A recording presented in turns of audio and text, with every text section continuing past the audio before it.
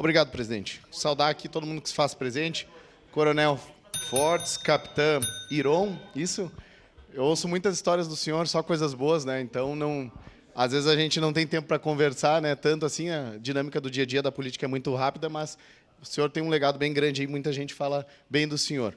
Também saudar aqui Andréa Garbim, assessora do deputado Osmar Terra. Estive lá em Brasília pedindo umas emendas, me ajuda lá. Também o Eloy Friso, que está aqui, coordenador das relações comunitárias, todo o pessoal que está aqui.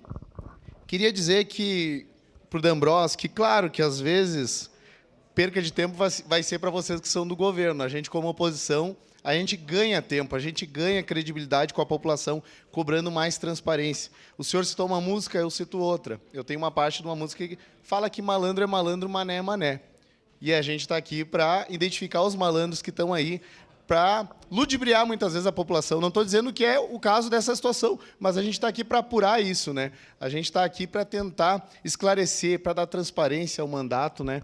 E é a segunda vez que tem alguém aqui, vereador dessa casa, trazendo dinheiro. Então, isso eu fico feliz, porque é uma legislatura que o pessoal está cobrando e fiscalizando muito a questão do dinheiro do povo.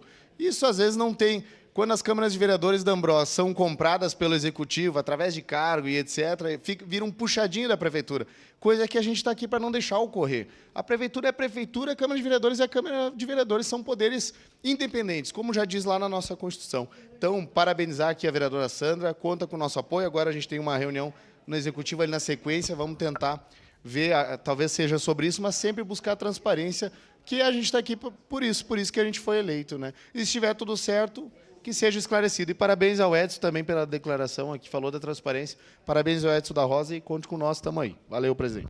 Obrigado, vereador.